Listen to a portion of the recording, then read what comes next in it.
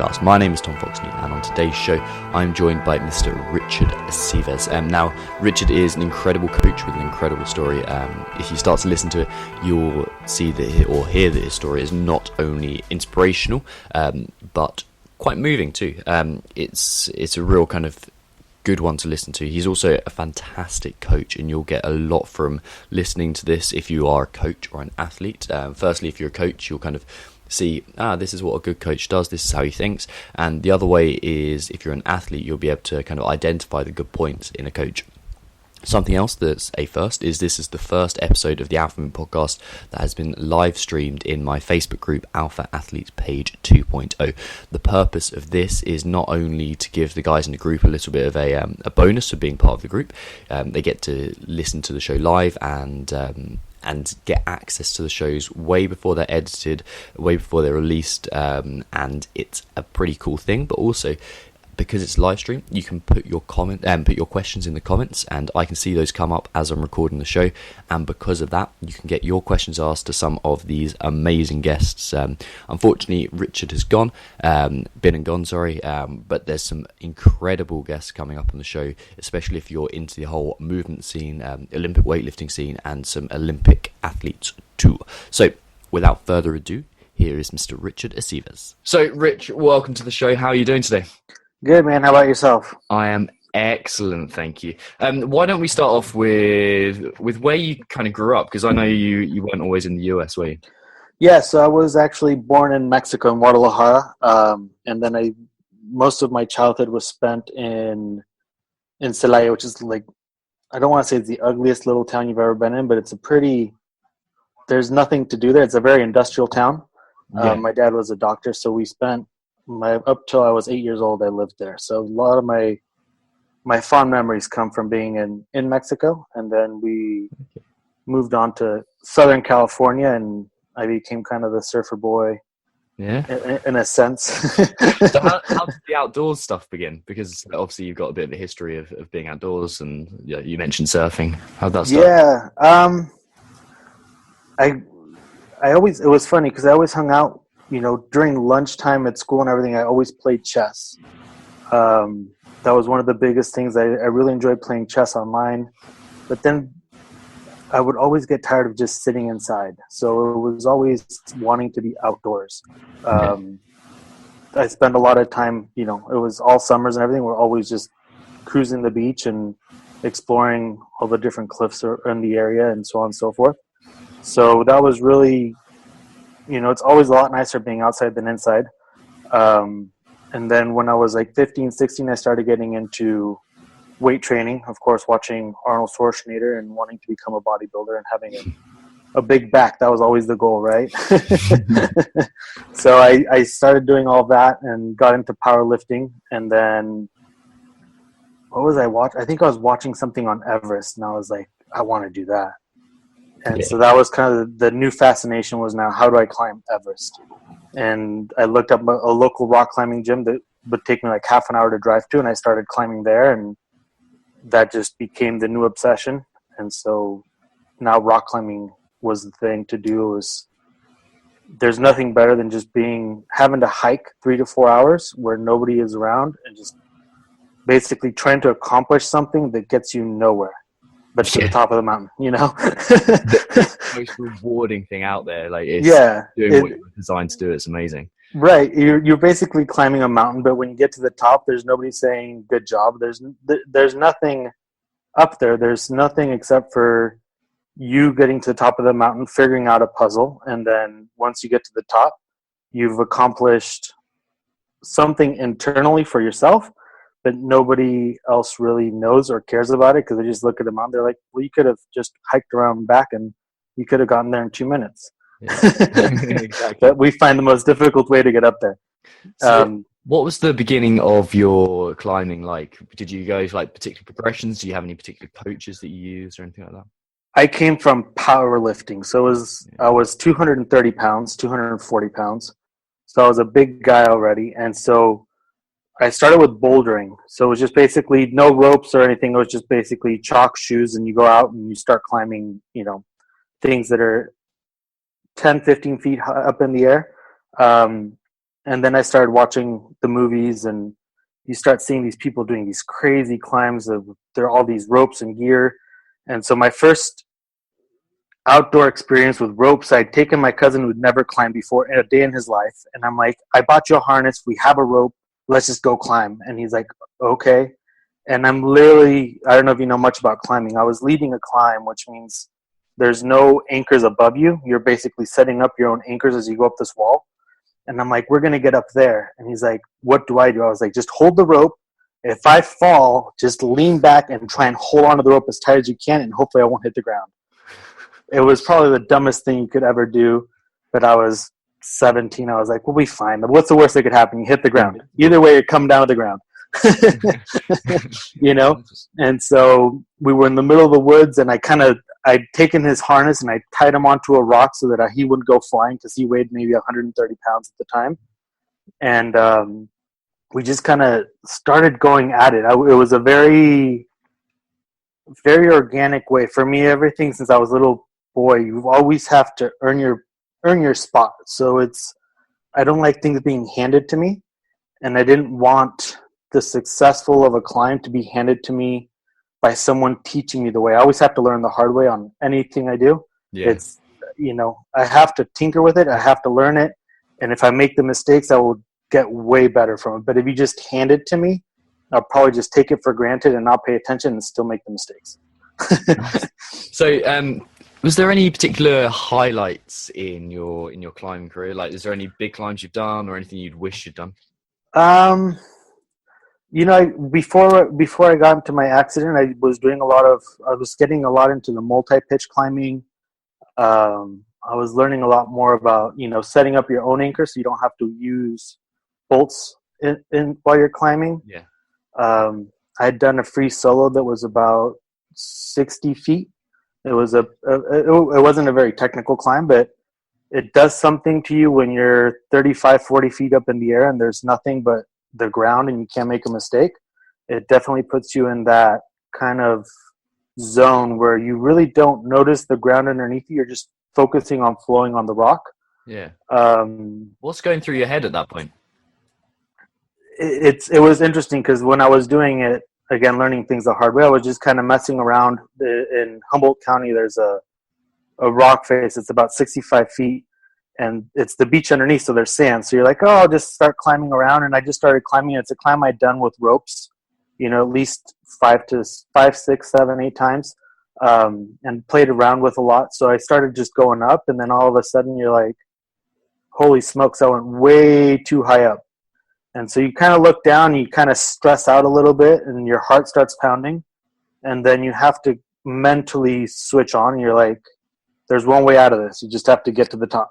So it I don't want to say it slows down time for you, but you feel like each move needs to be done perfectly, and you can freak out and it'll probably go way worse, or you can learn to just take a big deep breath, kind of suck it up a little bit, focus on what you have to get done, and accomplish the task. So each move is very vital, and you make sure that the hands are on correctly, the feet are on correctly, and you slowly make your way up the wall. Yeah, I imagine that transfers over to your current pursuits of CrossFit and strongman, that kind of stuff as well, because taking that breath, taking that time to chill out is massively beneficial. Yeah, it definitely does. It's something that, for myself, I always try and the way I train right now is there's a lot of intensity. There's not that much volume. And so it's compared to what I was doing back then of taking that big deep breath and just slowing myself down.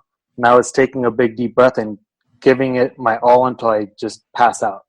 Yeah. So it's slightly different, but it's still the same thing. You have to be put in whatever situation you're doing and whatever you're trying to accomplish. You have to make sure that you're in it mentally, and the physical part will follow. If you can handle it mentally, you can handle it physically, because physically it's really easy to go. For me, it's been very easy for me to go to any extreme point of pain or relaxation. Yeah. So, I think being able to understand your mind and what you're trying to accomplish is vital to doing, any sport, any activity, really anything in life. You have to be able to control your mind. Was there a time when you weren't as like strong with your mindset, or is it something you've always had? We'd probably have to ask my mom on that, but I've always been, I remember being a little kid, I still bite my nails, but I would bite my nails and I would be like, okay, I'm going to stop biting my nails. And I'd stop biting my nails for 5 days. And I was like, okay, I can do 5 days. So then I start biting my nails again. Or having, I remember being a little kid sitting in the car going to school and you have an itch in your nose and just mentally, how long can you take that itch in your nose without scratching it? And I would sit there and I would count the seconds to see how long I could go without scratching my nose and see if I can make it go away. So there's always been that, how far can you push things? That's why I don't do a lot of things. Like I've never been drunk. I've never done any drugs. I feel like I would be Charlie Sheen on steroids. You know what I mean? Like I would just take it way too far. When you start four scoops of pre-workout, like that's me. Once I gain confidence on something, I have to take it further, and then I have to take it further. Yeah. And so that's something that I've known about myself since I was a little kid. Is you have to learn what type of personality you are and what you kind of need to be afraid of touching into. So to kind of bring it right back to where we started, how did you, like you mentioned you begun training from like Arnold Schwarzenegger kind of stuff, you like bodybuilding typical kind of style. What was your first kind of gym experience like? Yeah, my parents always put me into tennis when I was young, and then my dad got us the big global gym in the US is 24-Hour Fitness. And so he got us like a membership there, and I just started going. And before I went, I remember going on like bodybuilding.com and just trying to learn what I should be doing and why I should be doing it. So for me, it was like, I want big lats and I want pecs. And so I would go on there and I would get the cycles and I'd start tinkering with it. And I was doing all this bodybuilding stuff, and I saw there was a guy named Bob, and he was in his 60s, 70s. And I mean, the guy was pulling 220 kilos off the ground for like 6 to 8 reps. Yeah. And so I'm trying to do like my little dumbbell flies, and I look at that guy and I'm like, I want to be that guy when I'm old. I want to be able to be strong, and I want to be able, my goal was always when I walk around, I want to be big. Like I want to be looked at as a big guy. And so I went over to him and I was like, what are you doing? I need to be doing that. And so I would meet him every Monday, Wednesday, Friday. He would go to the gym, and we'd meet at 7 o'clock in the morning, and we would start our powerlifting session. So he taught me a lot about how to bench, how to deadlift, how to squat, and we would just back and back and back. So I think I owe a lot of my mechanics and a lot of my strength that I have now, I think, is because I started when I was so young. 100%. I think that's something that people really miss at the moment in terms of because CrossFit is such a big thing now, you see it, right? And people miss out those foundational movements, and they're straight into high intensity metcons and straight into kind of complex movements, but they haven't got the years and years of kind of building some actual movement and building some actual mass. And so that's what, for example, Froning has. He has those few years of really kind of putting on some size, and I think it's really, really right. Where did you go from that initial phase of powerlifting? Well, I was 15. Then at 18 is when I decided to start going into kind of CrossFit and rock climbing. So I started rock climbing a ton, and then I wanted to get into mountaineering, and I was like, there's no way I could do this at 240 pounds. Yeah. So I need to figure out what I need to do here. And my uncle was training for a triathlon at the time, and he's like, yeah, I'm taking these classes at the swimming pool, and there's a Navy SEAL that's the instructor, and he told me to look up CrossFit. And so he sent me the CrossFit.com site, and I was like, oh, sweet. I was looking at the website. I didn't really understand it, and I watched a couple of videos. I joined the CrossFit Journal and did my first workout, puked halfway through. Nice. Do you remember what that was? Yeah, it was 10-to-1 dumbbell hang squat cleans and burpees. So you do 10 dumbbell hang squat cleans, 1 burpee, and then you go down and you go up on the burpees. Oh, dude, that was just the worst. You start like the first set, you're like, oh, this is easy. And then you get to like, by the time you're doing like 4 burpees, I was like, my face was white and I was like, I don't think this is going to be so good. You know? So I got hooked on from there. And then it was kind of CrossFit, powerlifting a little bit, and then a lot of rock climbing. Like I was just trying to get, anytime I could, I would just go rock climb. Yeah. From what's up? And how has that rock climbing transferred to the rest of your physical pursuits? Is there anything that you've seen there that's really transferred? The grip strength. Yeah? Yeah, I mean, the grip strength for pull-ups and holding onto the bar, like if you have good grip, you can last quite a bit doing any sort of CrossFit workout. Yeah. I think the mental aspect of it, when you're doing like a long pitch, you know, your forearms are, you know, maybe you get like a little of that Elvis shake where you start kind of trembling, the whole body starts quivering a little bit. I think that allows you to transfer over to CrossFit, and CrossFit transfers over to rock climbing very well. But yeah, I think that's what kept me healthy quite a while in CrossFit. Is I was always in different odd positions for my upper back to develop, so I didn't have kind of the big trap and shoulder issue that a lot of we're seeing with a lot of CrossFitters. Yeah, you got those lats that everyone that you wanted to begin with. Yeah, exactly. Yeah, I think that was mainly going to the 24-hour fitness gym, and I've always, you know, the competitive side of me, which is why I just started CrossFit. You see that guy in the lat pull down, and I'd wait, and I'd put more weight, and then I'd start going at it, you know? Class. Yeah. So we've kind of skirted around the issue. We've touched on it a few times. Tell me about the avalanche. Yeah, so, you know, I'd been with my uncle, and we discussed kind of what should be my first mountaineering experience. And he said there's a mountain in Mexico called Pico de Orizaba. It's the 3rd highest peak in North America. So it's 5,600 meters in altitude. And I was just gung-ho. I was like, let's go for it. So we went down to Mexico. We kind of made all the plans. I had all the equipment. I was ready to go. And so that night we got to base camp and we started falling asleep.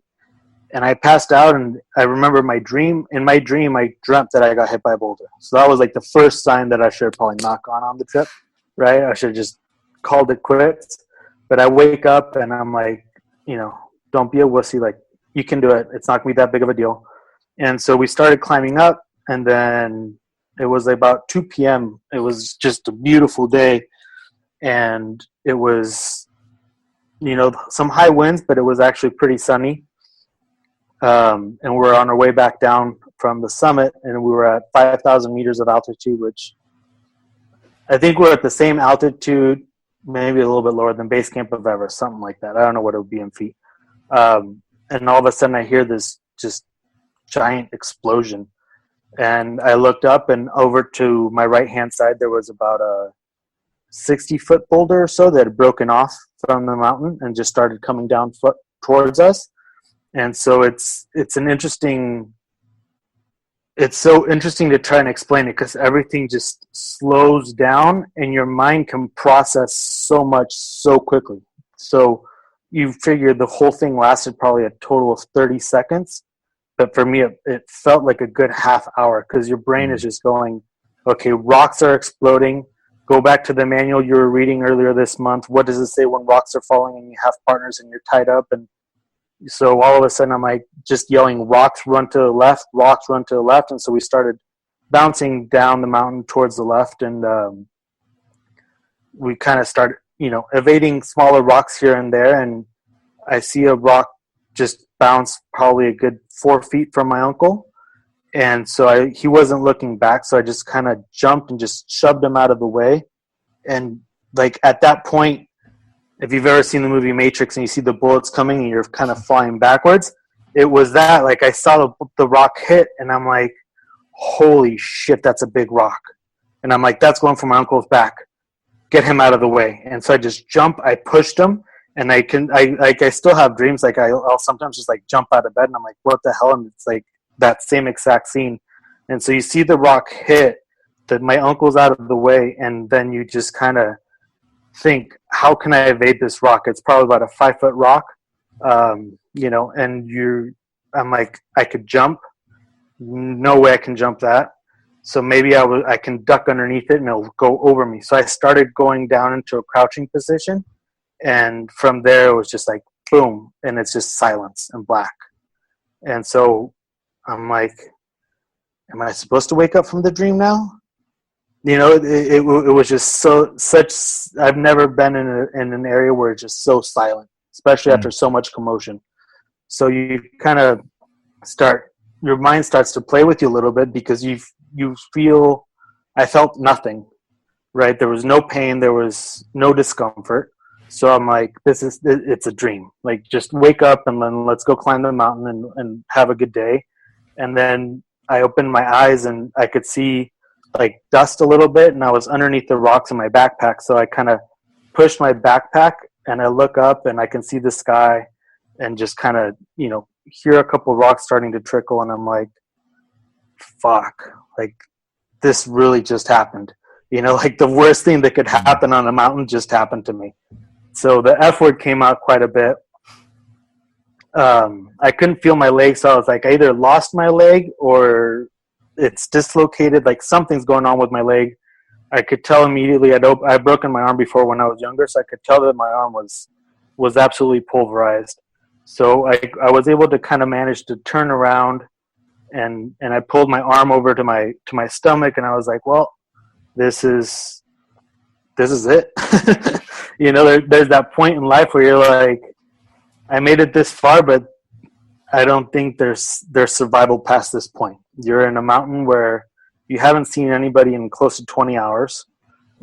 My uncle is hopefully still alive up on the side of the mountain somewhere, and you're just kind of stuck here. So my train of thought was, A, my mom's going to kill me, you know, because I told her that I wasn't going to get hurt, and now I'm going to die on the side of the mountain, so she's going to kill me. And B, how can I get in contact with her so I can say goodbye? You know, how can you call someone to say goodbye? Yeah. And so, sorry, that's always the part. So that's always kind of the weird. No, hold on. Whew. Okay. So that's always just kind of the weird area for me. Yeah, I bet. You know, because I've never been a quitter. Yeah. So was your uncle all right? Yeah. He sprained his hand a little bit, and that was about it. He still complains about it. Yeah. So, you know, like my uncle was fine. He kind of walked down. He's like, well, you can call your mom once we get down the mountain, but we're going to get you down the mountain. I was like, all right. So that for me was like a big turning point. Yeah. You kind of go into like that, you know, when you're doing a workout and you're kind of that point where you can quit, but you know, you're not going to, Yeah. You know, that was that point. So I was like, all right, so if I'm going to get down this mountain, how can we make it happen? Right. So I told him, get out a camera and start taking pictures. And he's like, let's just figure this out. And I was like, I know you want me to get down the mountain, but if I don't get down the mountain, let's at least have some cool pictures to remember this for, you know what I mean?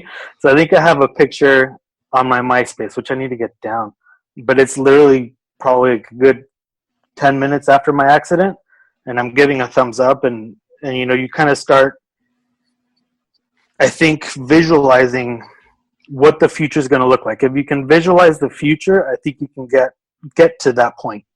So I think that was a big turning point for me, as I started visualizing myself in a hospital bed, but getting better. Okay. You know, and so that was a big turning point for me mentally, where it was, now we need to find solutions rather than just cry about it and be stuck in this situation. Yeah. So he took a couple pictures, and then I was like, check my leg. Like, maybe it's just dislocated. Maybe it's not as bad as I think it is. Maybe I'm just being a wuss about it. And he barely moved it. And I was like, nope. Like, that's a goner. You know, like, I don't know what's going to happen there, but that one, let's just not touch the leg for a while. Yeah. Were there open fractures or anything like that? My arm was bleeding quite a bit, so I've had a few surgeries. So the top part of my forearm was fully exposed. My hip, luckily, nothing became open. So otherwise, I would have probably bled out. But yeah, so my leg, my hip was, I would say, it swelled up pretty bad. But no crazy bleeding or anything. That's why, like, I always walk around. I'm like, there's nothing that you could tell that I really got hit by a boulder. no crazy big scars anywhere, which is kind of nice, I would say. But yeah, it was trying to figure out how to get help. So we called like 911, the Mexican version of 911, the Blue Cross, and we were like, hey, so I have a guy here that just got hit by a boulder. You guys need to send some rescue teams and so on and so forth. And the lady was like, well, we don't have coordinates and it's a big mountain, so we'll send you guys somebody in the next 48 hours, but we can't promise anything. Like, not even like we'll start sending people now. It's in the next 48 hours, depending if they're available or not. So you're kind of like, well, that's kind of messed up, right? Let's try and figure out something else to do. And so we were lucky enough, I think it was like maybe 2 hours or so down the line. We'd already been on the mountain a good 20 some hours. So it was, I could tell I was extremely thirsty and hungry. And so I knew that my uncle was probably in the same boat. So I was like, just wrap me up as tight as you can. We'll put as many layers on me as possible and just start heading down the mountain and see if you can find someone. Like, there's no point in two people dying, especially he has, three daughters and a wife and a family and everything. So I'm like, there's no way that you're just going to stay up here for, it doesn't seem smart. So we were starting to kind of pack everything up, and luckily there was a guided group that was coming down and they kind of saw us. And so that really helped out. The guy that was leading the guy that was leading the tour was part of the rescue teams. So he was able to start kind of getting everybody and getting a whole group to kind of come up and rescue me. And this is probably now going in 4, 5, 6 hours into it. We were at 5,000 meters of altitude. And so, I have videos of me, and I always try and figure out how you can handle the situation the best. And so it was, I have videos of me like joking around with the guys, and I think like having a good attitude towards things made it a lot better. But yeah, it was a good 14 hours on the mountain, and then they sent about 15 people to come up and start sliding me down the mountain. They couldn't do a helicopter rescue because they were afraid it would cause another avalanche. So we were just kind of on the mountain, just waiting. And once we started going down the mountain, then it was, you were kind of on the safer side. At least you're going down the mountain.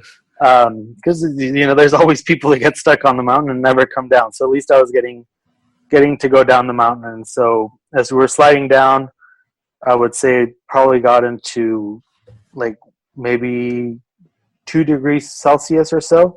Like, it got pretty cold and it started to snow. It was actually a beautiful night, and it started to snow. And so it's those little small details that you remember. They didn't bring water, but they brought Sprite.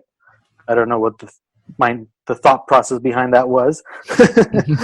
But yeah, they put me in a 4x4 and they took me to an ambulance, and they put me in the ambulance. And I've been on the mountain for a good 16 hours, after my accident. And I'm like, dude, like, just give me some Tylenol, like some Aleve, like anything. I'm sure it probably won't do anything, but something to help with the pain. And the guy in the ambulance goes, we can't give you anything because you have to tell the doctor where it hurts. And it's been like 18 hours without any sort of pain medication. I'm like, what do you mean I have to tell the doctor where it hurts so you can't give me any pain medication? That makes no sense whatsoever, right? And so we're heading down to the ER, which is a government-funded ER, and it's a little tiny town in Mexico. So it was literally just like a shack with curtains. And the ambulance gets a call and they're like, hey, we have to go pick up a drunk driver that just got in an accident because we're the only ambulance. And so my uncle's like freaking out, and I'm just laying on the stretcher, and I'm like, there's nothing we can do. I mean, what's another 20 minutes, I guess, So we pull over to the side of a road, and we pick up this drunk driver that's like bleeding, and he's just like sitting next to me, just fully just opened up and messed up. And we're driving to the hospital, and they're like, well, let's let the drunk guy out first because he can walk, so he can walk into the emergency room. As for you, we have to like roll you out, so he'll get attended first. And I think my uncle lost it at that point, but I was like, you're in so much pain, but at some point you just have to kind of laugh at it because you're just like, like what else can you do? Yeah, exactly. You're just kind of sitting there, you're like, how in what mindset do you think a guy that's been stuck on a mountain for 20 hours, they're probably like, he lasted 20 hours. He could probably last another 30 minutes. He won't know the difference at this point. Like, where's the mindset at? Yeah. But yeah, we got into the emergency room, and basically started putting me up on they started cutting everything. And I just bought these pants that were probably like $300 mountaineering pants, and I was all proud of them. It took me like half a paycheck to buy them. And so I'm laying there almost dying, and I look at my uncle because they cut my jacket up. And I looked at my uncle, and I'm like, you have to save the pants, man. Like, you can't let them cut the pants up. Like, that's what I'm worried about. Not dying. Just save the pants. And he looks at me, he goes, we can't take the pants off. I'm like, just do something. Like, you can't just cut up a $300 pair of pants. Like, that's just such a waste. Like, this is the first time I've used them. And so he's looking at me. He's like, let me see what I can do. And he's talking to the nurses, trying to convince them that let's just not cut the pants. So they're like, all right, we'll try and lift you up and pull the pants out. And yeah, I quickly found out that was the wrong idea. Yeah. So like they barely moved my hip, and I was like, cut the pants, just cut the pants. And so they just started cutting the pants away. I think that was like one of the saddest things, is that they cut my pants off. Yeah, and so it was an interesting ER experience, because it was literally, like the storage containers. Like, that's what it looked like. It looked like probably good 4 storage containers, but it was just like one big room. So people in the waiting room could just see me there laying naked, and like, it was super trippy, because you expect to be in like I'm used to like seeing the American hospitals. And so you're just kind of in this big open space when you're used to being always clothed and nobody can see you naked. And then all of a sudden you're just laying there naked, like not even a sheet on top of you. And you have, probably like 13 nurses all around you, and doctors, and that's the point where you just no longer care. So my wife always makes fun of me that I can walk around naked anywhere. And I'm like, I was naked for 5 months. Like, being naked is no longer a big issue. You just learn to own up to it. What was going through your mind when you were in the ambulance? It was kind of joyful. Like, it turned into a waiting game. So I think that was probably one of the biggest things that this whole accident taught me, is just patience. Because and even now I have some issues with patience, because I want things now. But it was always a waiting game. So it was like you were waiting for the rescue troops to come pick you up, right? And then they put you in the ambulance. Now you're waiting to get to the ER. And then at the ER, they didn't do anything. They just kind of evaluated everything, and then they sent me to a private hospital. So then you got put into another ambulance. And so I think it was like the next morning where I finally got to the next hospital, and they put me in the ICU. And so it always felt like a waiting game. You're just having to be patient, and there's nothing you can do about it, because you can't get up, you can't move. So your life is at the hands of others. So it really taught you to just be thankful for anybody and everybody that was there to help you, and to not be selfish or needy, or kind of like, I don't want to say wanting the attention, but like just learning to be grateful, I would say. Like it didn't matter who walked into my hospital room. Like it was always just being grateful they were there, from the girl that was cleaning up mopping the floors, to the nurse that would come and wipe your ass when you took a dump. Like all that, like, it's the small things in life, but you just have to be grateful for whatever anybody does for you, man. It's yeah, definitely. Whether they're doing it for a paycheck or for the passion of it, like, they're doing it for you, So it was. Oh, sorry, man. Can you still hear me? Yeah. Are you good? Okay. Yeah, I'm good. Cool. Sorry. I heard you have to be grateful, and then it kind of. Yeah. So, I mean, it's just. I think that the ambulance ride, especially the second ambulance ride, was even more eye-opening, because they had my neck tied down and they'd given me a shot of who knows what, but I was allergic to it.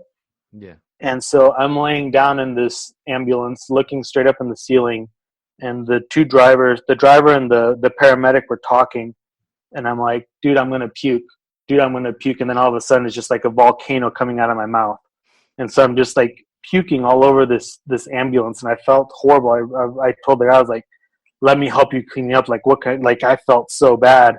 And the guy's like, no, man, like, you just relax. Like, I'll clean everything up. And so that was like, that was a changing moment for me, that people are there to be helpful, And so it's really what those guys do. I would never clean up anybody else's puke. Like, no, thank you.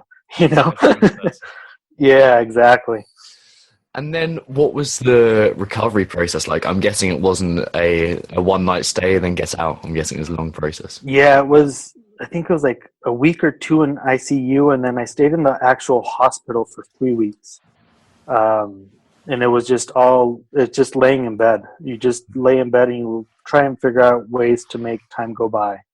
Yeah. So for me, it was watching Ellen DeGeneres show. Yeah. That was like my 11 o'clock routine.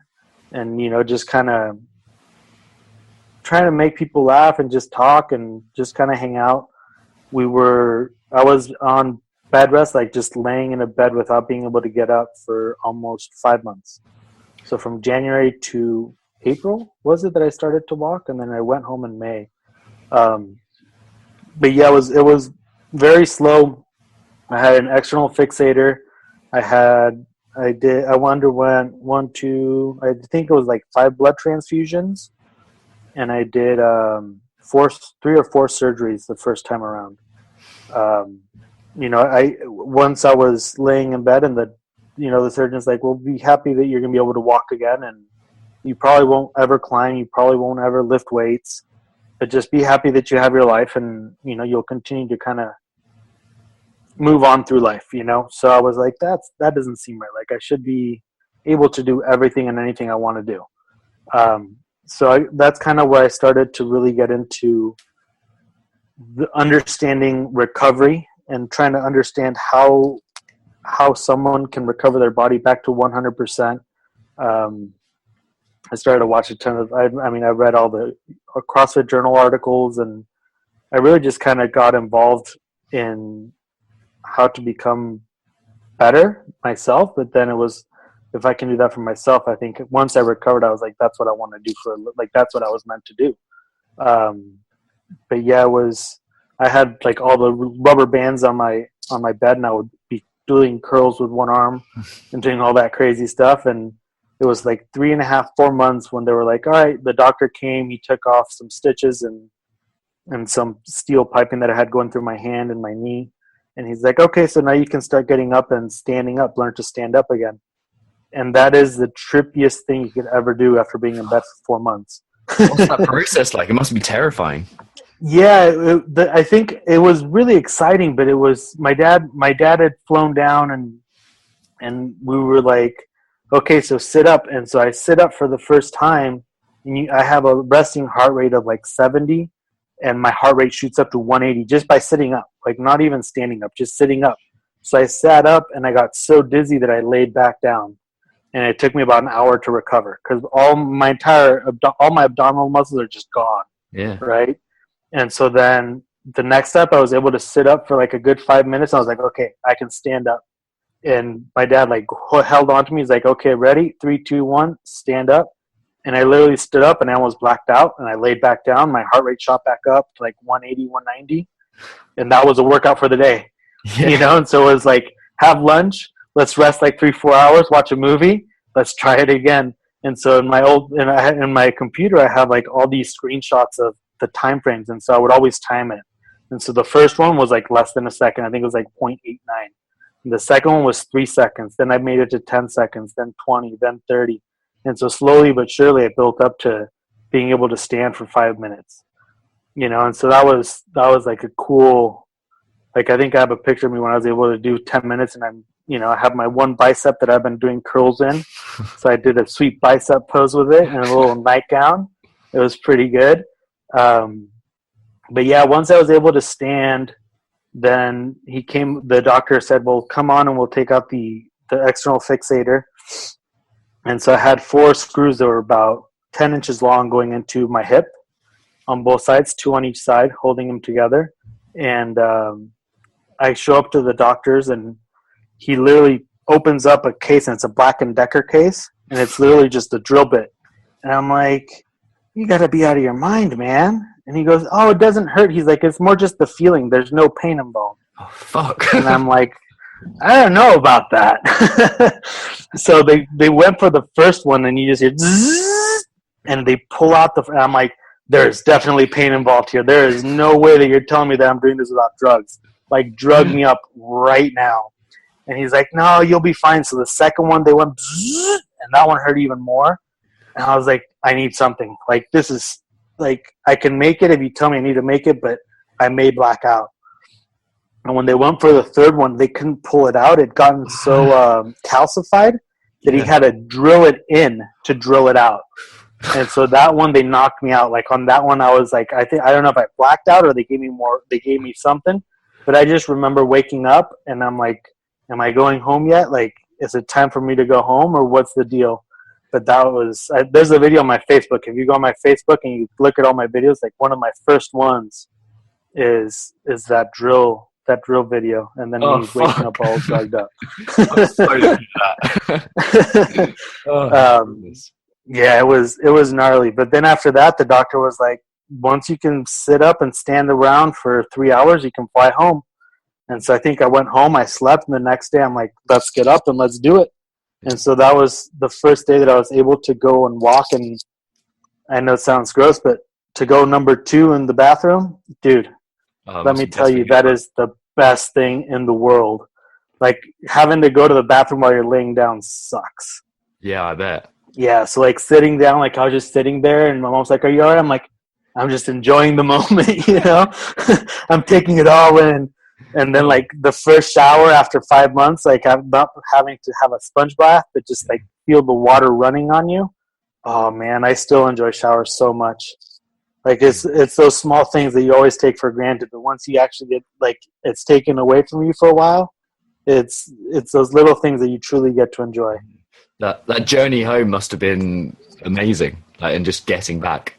Yeah, it was really cool. You get to skip all security lines, which is awesome. Yeah. That's always really nice. I got to go home and like have some good sushi, and then it was just kind of the process of learning to walk without crutches. So I would go to the pool every day and swim every day, and then I finally went for my checkup, and the doctor's like, took the crutches away and tells you, all right, man, take a step. And you're just standing there. You're like, I'm trying to, and the body doesn't move. And that's just like, it's super trippy. I mean, I'm sure that people that are amputees or, that have that sort of trauma, like it's such a weird thing to explain to somebody that's you tell someone take a step and they can't. Yeah. So I stood there, I think it was like 30 some minutes, and I'm just standing there, and I'm like, I'm trying to take a step. I just can't. Give me a crutch. And then I'd walk with a crutch, I'd take the crutch away, and I'm like, my legs don't want to move. So once that happened, then it was home free. I was able to walk around without crutches. So the first thing I did is I walked, I think, like 10 miles, and I just went in the trails and just started climbing through all the redwoods in Northern California, and which was just felt amazing. Yeah. Yeah, I It bet. was a nice feeling. Yeah. So, like, the thing that comes to mind is the process between that point there, where you can't even make yourself take a step, and then very high level athlete. Like, that's something that people struggle to do over the course of their whole lifetime. And how long Right. has it been since your accident? It's been now going on 8 years. Eight So in years. January it'll be 8 years. Yeah. So that's pretty impressive. What's the process like, and where did you start in terms of training? Um, I just started going to pure CrossFit. I think that mentally I had that feeling of I will not be defeated, and I need to prove. I think on the outside it was I need to prove everybody wrong, but on the inside is I need to prove myself right, and I need to prove to myself that I can do it more than for anybody else. So it gave me a purpose to train. So every time I'd go train, I think it was like just the OG CrossFit mentality of just balls to the wall every single workout. Mm. And so, I mean, I would just, it didn't matter what I had to do. I would just go until my body could just no longer go, which I learned, the hard way in having several surgeries afterwards that I should have probably taken it a little bit slower. But yeah, it was just, you just train hard, man. Like everything that you do to the fullest. It was an interesting process. I tell people, like, if you're strong, you're strong. If you're fast. If you're meant to do endurance workouts or endurance, sports, do that. For me, it's the first time I went back to deadlifting, I pulled in the 400s. Fuck, I think it was 485 that I pulled. that's pretty fucking good. 385 or 480. Yeah, it was somewhere out there. And so the body remembers so quickly what it's capable of doing. And so as long as you can take it there mentally, it will follow you physically. Had your movement patterns deteriorated, or could you still, like, neural control was good? Yeah, my left leg took a while to kind of move correctly with certain things. My press was horrible. My left arm, my shoulder. I still have a little bit of issues as far as like nerve damage with my left side, so it's hard to get it to do certain things, and sometimes it locks up and everything. But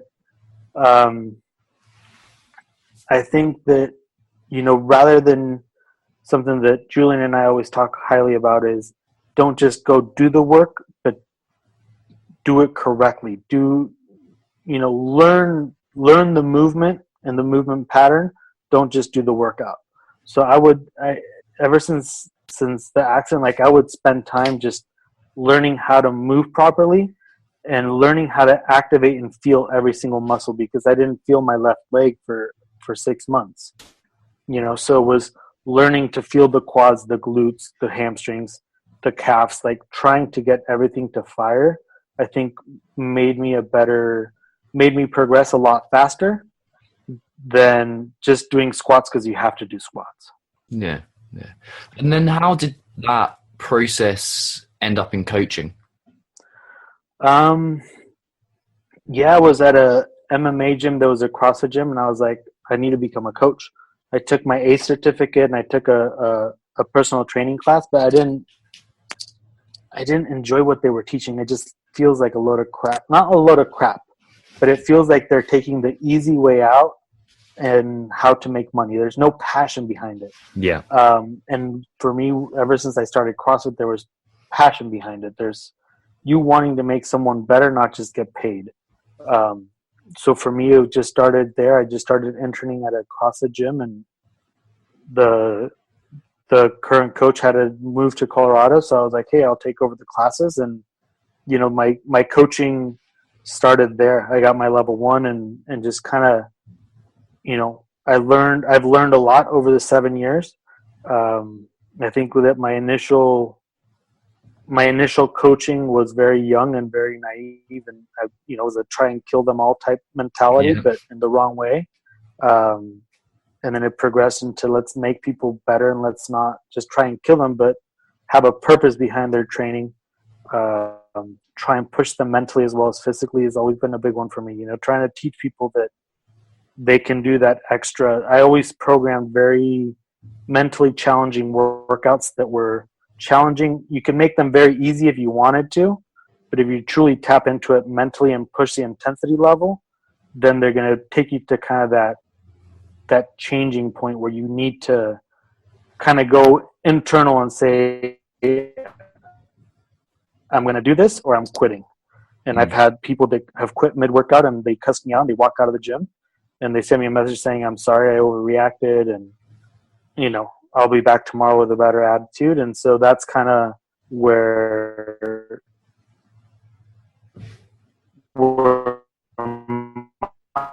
my coaching is awesome. And, it's a huge obstacle for a lot of people.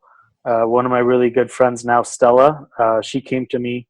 I actually hunted her down. She was one of my first clients, and she came to do a workout. She was, good 70 pounds overweight. And she came to do a beach workout, and I'm having her to do bear crawls on the sand and burpees.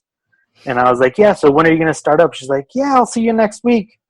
And 3 weeks went by. I literally hunted her down. I went to her job, and I was like, when are you coming in? I'm here to make a difference, so come make a difference. And I think she was like, all right. And so, we became best friends. But, when I become someone's coach, I'm there for them.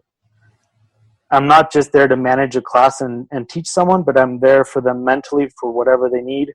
And that's, I think, what a coach needs to be. Yeah. Not just a personal trainer.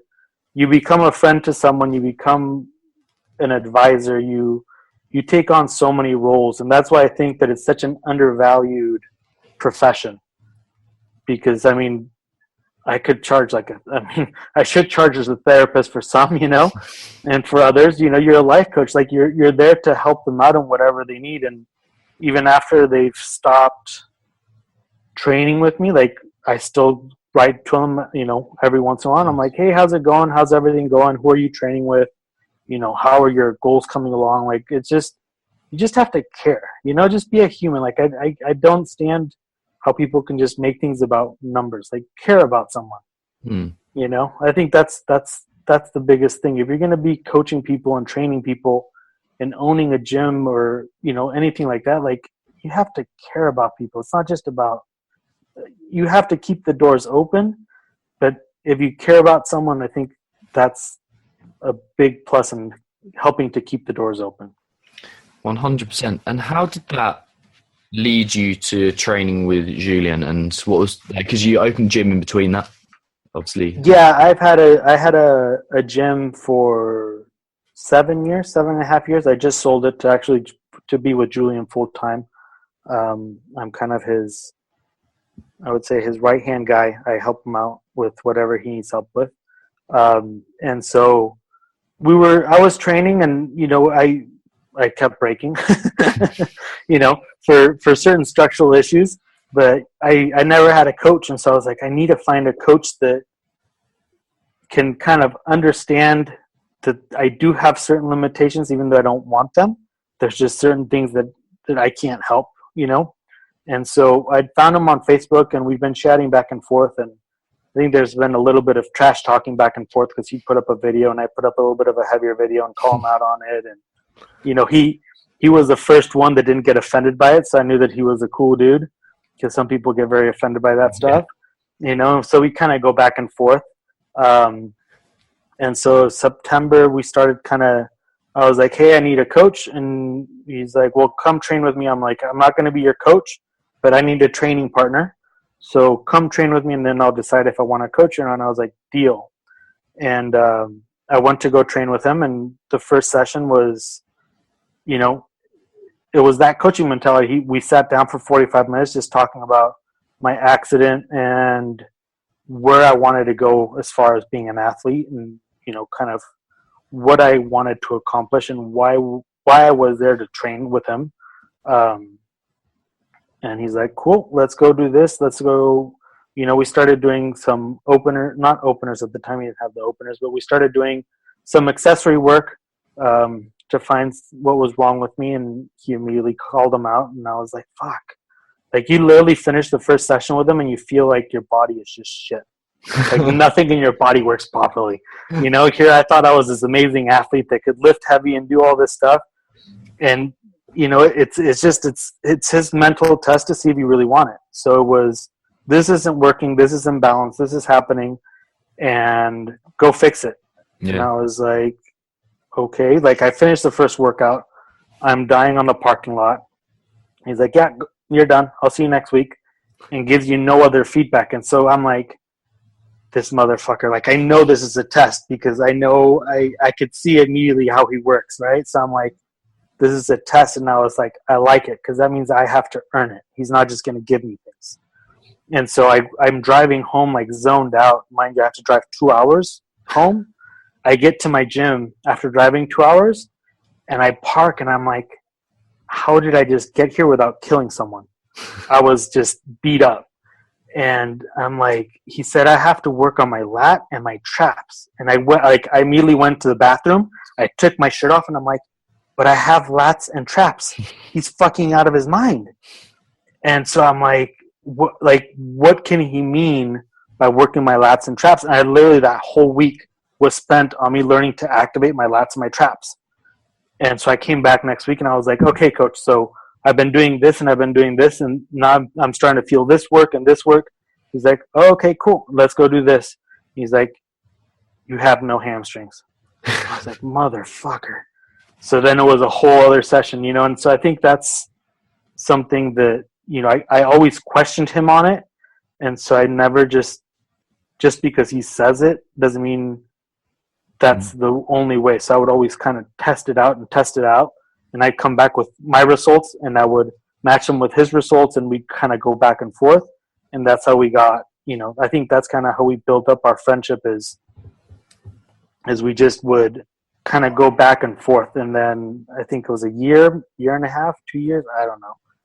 All my whole timeline's all skewed, but we were coming in and, you know, I went to go spend Christmas down in Mexico and I came back and I was like, all this shit, coach, like you need to share it. Like people need to do seminars. We need to start something. And I was like, what do you have written down? He's like, nothing. And I'm like, you can't not have any of this written down. Like, are you serious? So I would record everything that when we would sit down, I would just record him just to try and get notes from him. You know, and that's kind of how I was like, let's just do a couple seminars during the games. It'll be a great way to get it started and get you to kind of get your name out there. I mean, you have a following from Barbell Shrugged. Like, let's just see what can happen from it. And so he's like, okay. And then I was like, how are the sandbag sales going? And he's like, well, it's easy money. I was like, I can make it better if you let me. He's like, okay, do it. And so it went from like 1 week me being kind of like his private client to the next week me knowing his social security number. Like I know everything about him. I'm like, aren't you afraid you're going to steal from me? He's like, I'll beat you up. I was like, fair enough. I will not fuck with you. You know? But yeah, so I started taking over the website and just trying to, you know, just kind of move some things along. And then Chris was like, you need to take this worldwide. So Barbell Buddha, right? And so he was like, let's just go to Europe. And I was like, you have to do it. Let's just do it. He's like, no. And I was like, yes. And so then it just evolved into this, like, this has all happened from the beginning of the year. Like the way it blew up was just huge. So now it's just, you know, trying to go on tour and just trying to, for me, I still feel like I'm earning my position. So whenever he has any ideas and everything, like I write stuff down and I take notes and I just I'm trying to make sure that his vision of what he wants can come through as he needs it to be, but without him having to take time away from him seeing things and coming up with new content and so on. How have you changed as an athlete and as a coach in between that time, starting working with Julian and now? As an athlete, I think I was able to perform at 90 to 95% without getting hurt. So I was able to start moving without getting so beat up. You know, before I used to be able to pull you know, 550 for 5 reps, but then I'd be beat up for the next 2 weeks. Now I can pull 550 for 5 reps, but I don't have pain the next day, so I can push just a little bit harder. I go into training sessions, not going, today I have, you know, A, B, C, and D to do, but I go into it the night before. I'm like, tomorrow I need to work on internal rotation on my femur, and I need to learn how to activate my lats, so I need to start doing more external stuff. What kind of movements can I start implementing to test this? You know, you start thinking about training differently. You know, there's those days where I'm just like, I just need to kill myself. What kind of horrendous 5-minute thing can I do? And, you know, you start coming up with that kind of stuff. But yeah, I mean, I think the biggest thing for me as an athlete is I don't get injured as much as I used to, nice. Which is huge because it sucks being hurt. As a coach, I changed a ton. It's hard for me to do classes because I want to help everybody. Yeah. You know, you go from that mentality of, let's just, how can I put this? Let's help people. So rather than me just coaching a class to make someone stronger, that's still the main goal, but the way I coach it is completely different. You know, we start taking things back to some, like the biggest things that Julian ever gave me were cues. He never told me what to do. He would just tell me how I needed to get from A to B. I needed to figure out where B was.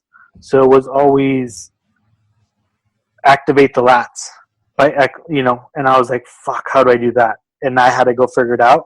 So now I try to give a lot less cues to people. So if I have an athlete, you know, I've learned that they need to learn how to feel things, not what to do. Because if you teach them what to do, as soon as they're by themselves, they're going to fuck it up, you know? And so teaching them how to feel something and teaching them to give you feedback on how things feel differently. You know, for example, if you're teaching somebody how to do a landmine row or just do a row, right? If they're pulling with their shoulder and they're feeling their trap and their triceps, and then you all of a sudden put them in position, you make them cramp in the oblique and the tip of the lat and the lat insertion, now you've just taught somebody how to feel how a correct movement is supposed to feel. So now I know that if I'm across the world and I tell them to do something, they know exactly how it should feel, and they can do that work properly as compared to just getting the work done and doing 3 sets of 10, and then I talk to them and they still have shoulder pain. Exactly. So it's really made me, I mean, I think a better human being and a much better coach, because now I'm able to teach people how to feel things. You know, and they can transfer that over to somebody else, because once they know what they're looking for, they can teach somebody else how to get to that point. Can you tell me about the time when you first started working on the now controversial subject of internal rotation? Yeah, it was a funny day because we were setting everything up with Chris, and Chris was moving to Amsterdam. He's like, Julian's like, hey, Chris has a bunch of equipment. Do you want it for your garage? And I was like, free equipment? Sign me up. You know? So we went down, I drove down to San Diego from my house to go pick up equipment.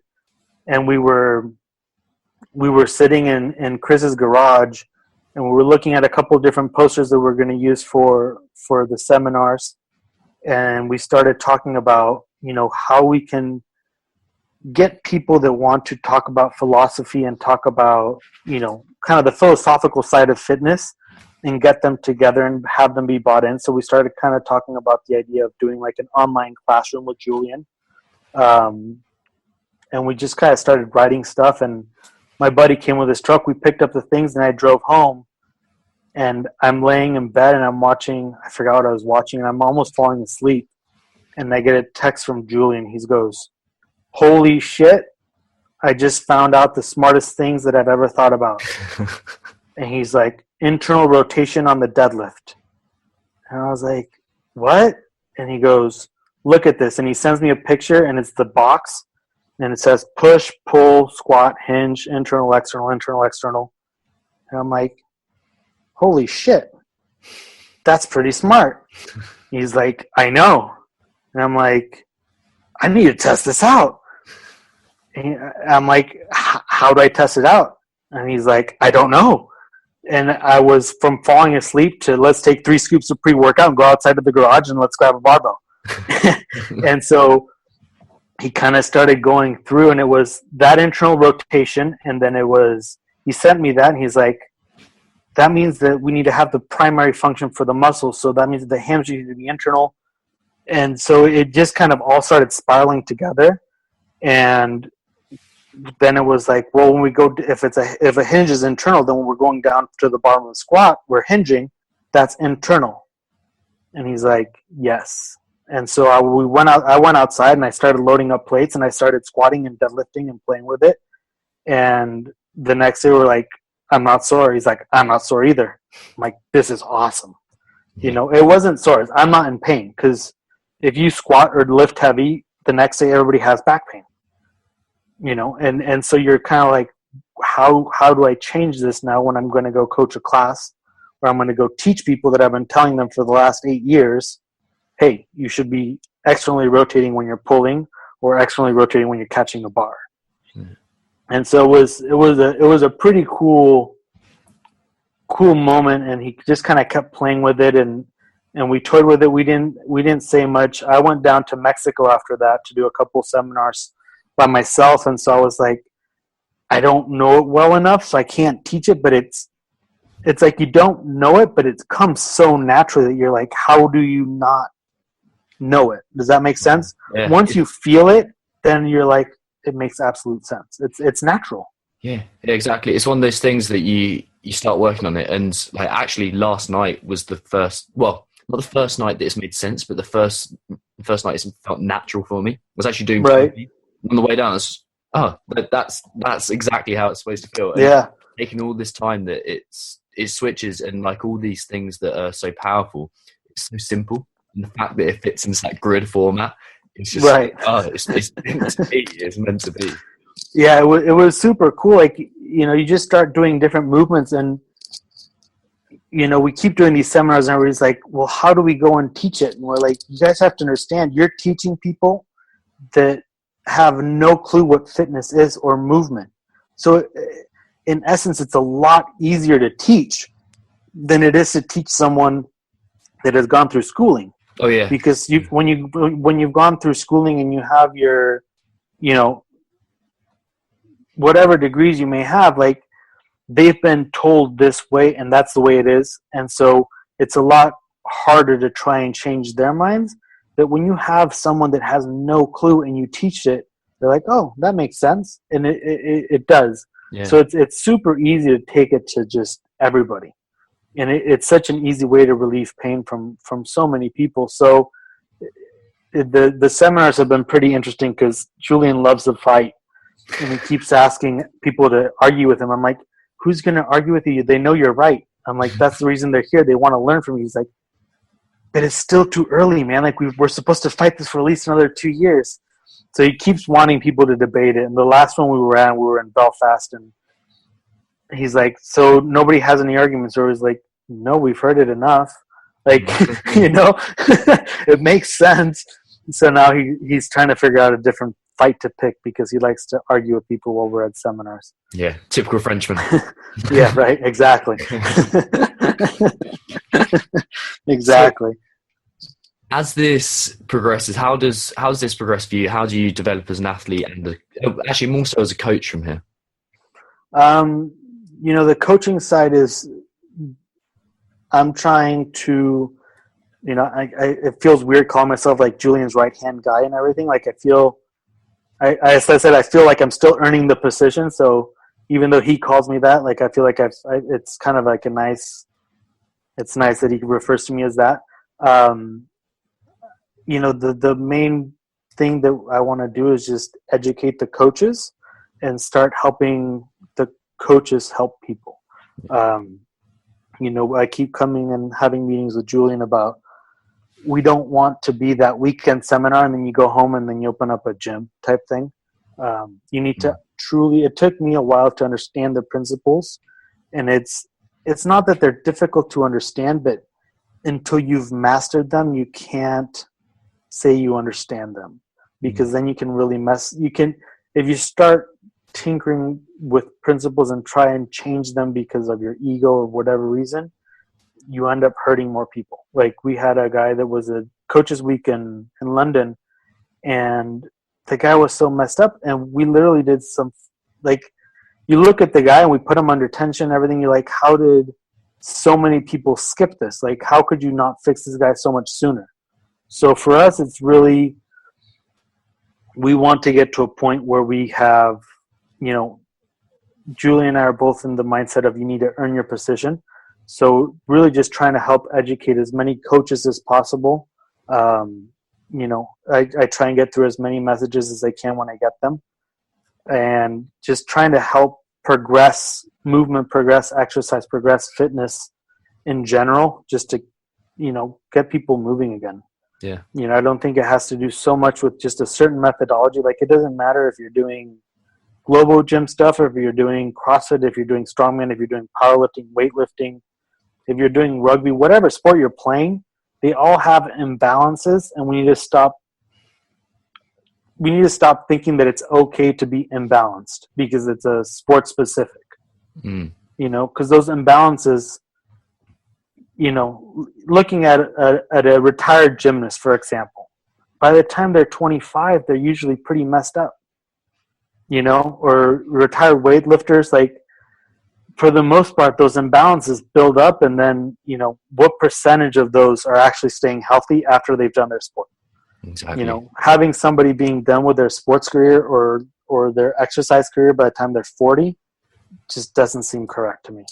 I think that you should be able to be, I had one of my favorite clients that I had in the US, her name was May, and she was 70 years old, and she would come in, and I'd have her push the sled and pull the sled. She's like, you're going to kill me one of these days. And I'm like, but if I don't, you just got stronger, and being able to take May from barely being able to do a quarter squat to being able to do an overhead squat with a 15-pound bar with proper tension and proper mobility and proper torque, that's rewarding, awesome. Right there. You know what I mean? Like, that's just so cool. Yeah. And that's truly what like gets me fired up in the morning, is knowing that I can change someone's life in that way. Yeah. What would you, if your current self could speak to how old were you when you had the accident? 18. Okay, so if you speak to your 19-year-old self, right, what would they say to you? Ugh. That's a hard one. Come back to it if you need. Right. Yeah. It'd be hard to say anything. I mean, it was, just always stick to the fight. It's I don't think everything I've done has always been, I haven't regretted much in my, there's nothing much. I don't think there's anything I've regretted, because everything that I've made a mistake on, I've learned and examined, and, you're your only judge. You can lie about anything, but inside your mind, you're your only judge. So I think that once you're truthful with yourself inside your head and you give yourself a verdict, then you can move on to the next thing. So I think that would be, just be true to yourself. Nice. And then I think we'll go for one last question. Who's the first person you think of when you hear the word successful? My dad. Why is that? He's just always been really hardworking. Nice. He's, doesn't matter where he's at in life, he will give 100%. Perfect. So he was a doctor, and when we moved to the U.S., his license had just expired to practice in the U.S. So he went from being a doctor and owning his own practice in Mexico to having to be a nurse's assistant. Well, he supported himself through medical school again.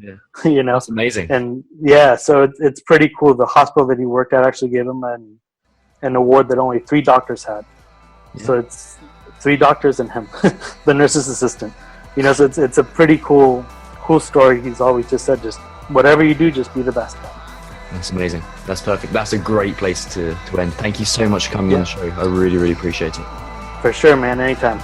And I'll say goodbye to the guys on Facebook Live if I can figure out how Later, to guys. How to end the live video. God, fuck knows. This kid gone for hours. Thank you for listening to another episode of the Alpha Movement Podcast. Don't forget, you can get access to these shows for anyone else. You can watch them live, and you can even ask your questions directly to some of these awesome guests via me live, and I shall answer them before your very eyes. So if you want to support the show, head over to iTunes, leave a 5-star review, connect with us on Facebook at facebook.com/alphamovementofficial, or you can find out more at alphamovement.co. And I shall see you soon for another episode of the Alpha Movement Podcast.